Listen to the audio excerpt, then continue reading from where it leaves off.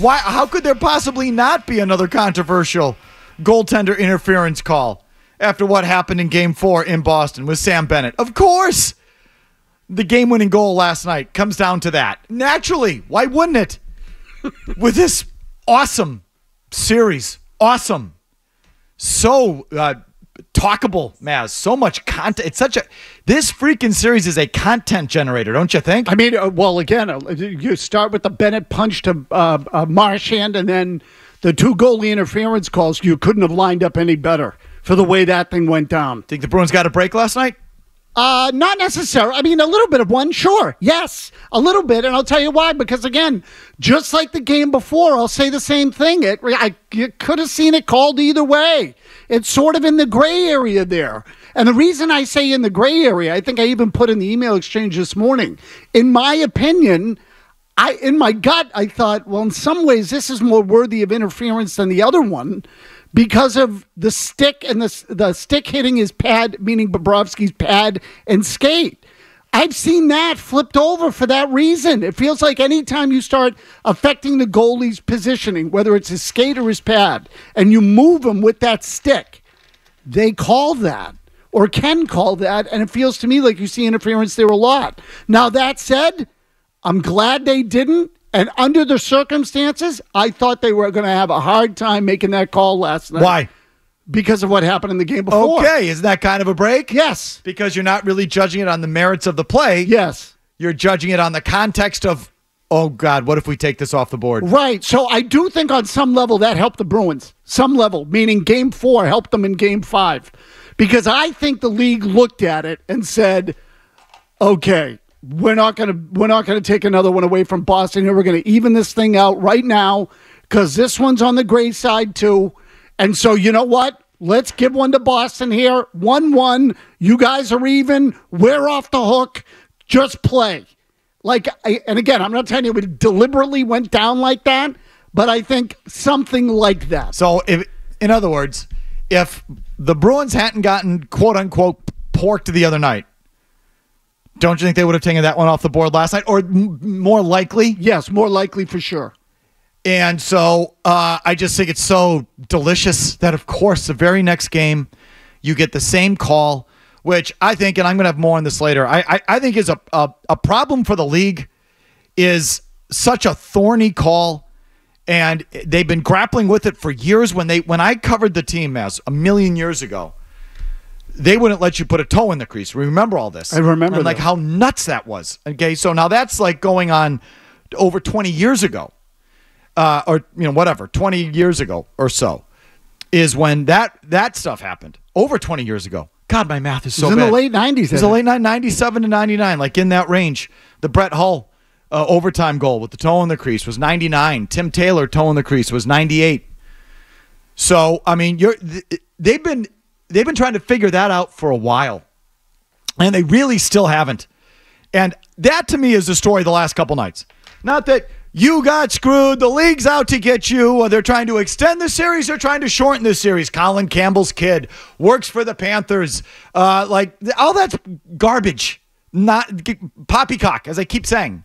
It's like, then you probably believe in like the lizard people and the child molesters in the pizza restaurant in Hillary Clinton and all that stuff. Reptilians. The lizard people. No. That is hockey's version of pass interference. That's hockey's version of roughing the passer. That's hockey's version of anytime anyone goes into the lane in basketball. That block charge, like whatever you want to say. Like, it's not clearly defined. I don't think they can clearly define it. And it's just forever going to be this thing that is, So anyway, I think that's the story. And there was one going one way the other night. There was one going one way last night, of course.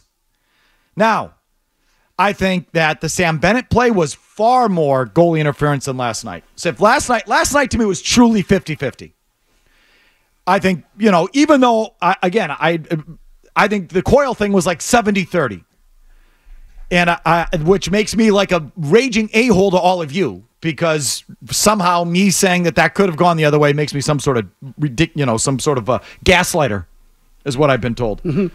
But if I'm being honest, and I am honest, that the Bennett thing should have been called before last night. But either way, I think they're related. And I think if you want to say you caught a break in that, you caught a break in that. That being said, I think you were a deserving victor last night. I think you showed up and probably played your best game of the series and deserved to have that result, is what I would say. They played their best game of the series, no question. Now, again, they didn't sustain it the whole way through, but some of that is Florida. So, and if you look at it, the final two periods, 25-15, favored Florida, not as heavily as some of the other games, but even so, and I would say even in that, the Bruins still had some real golden opportunities to score, despite the shot volume, and Bobrovsky came up huge. The goaltending at last night's game, I thought was outstanding. Outstanding on both ends. Swayman is out of his mind good at the moment. So I think we have our answer to that question. Not that we didn't have it a couple of games ago. Like, that one's not even a gray area anymore. And it's their best chance to win the series is to try to replicate what they did last night.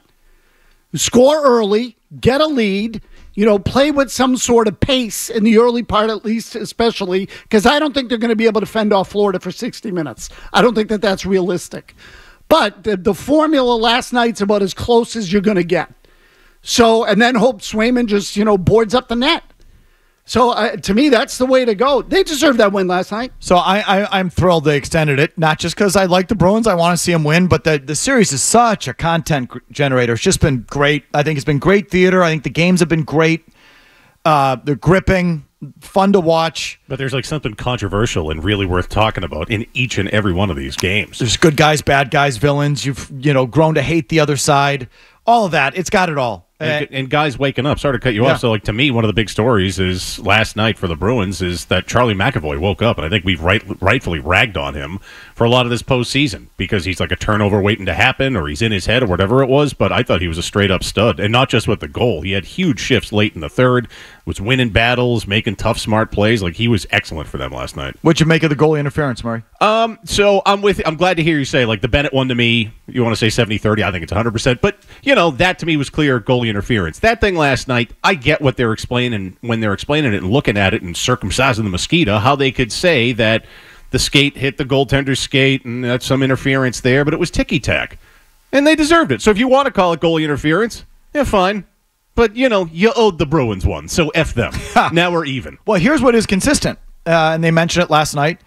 Only 1 of 5 reviews have been overturned on goalie interference. So it's pretty clear that it's got to be overwhelming for them to change that on video review. Egregious. Which I like. That's what I want it to be. Which is why I'm not as outraged as most of you all on what happened the other night here in Boston with Sam Bennett. I don't want replay trying to recreate how hard you hit someone or the force with which you hit someone. Those things are impossible to determine on video. And so I don't want replay sticking their nose in that thing. I want that called on the ice. And that's been pretty consistent. So it sort of feels like call on the ice is going to stand unless it's stupid. The 1 of the 5, I believe, was the Lightning against the Panthers. And I thought it was, if I have it right, it was Cirelli's skate sort of getting in the way of Bobrovsky moving his arm along the ice, if that's the one that I think that it was. Either way, that one was pretty definitive, but I'm fine if they don't go to review on it at all. I don't want them reviewing that play. Just like the NFL doesn't want you reviewing pass interference or roughing the passer. It's the same thing. You're trying to, whatever. Like, replay should be for it went over the line or it didn't go over the line. Like, that's it in all sports. So I like that part of it. Still, Mazz, even if that was their best game of the series, I think they were a deserving victor. I think the call went in their favor, and it was a good break, but I don't think it was an egregious case of goalie interference, and so I think it's all good. But even though that was their best game, and I have a lot of good things to say about them, I have so many complaints, I don't even know where to begin. Like, I've got a list full of complaints, don't you? Yeah, of course. Yeah. The things to bitch about, and that, always. Like, I mean, they still make it hard on themselves. Can I start with Hampus Lindholm? You may start wherever you want. Hampus Lindholm. He's falling all over the place. He's the 6th man on the ice.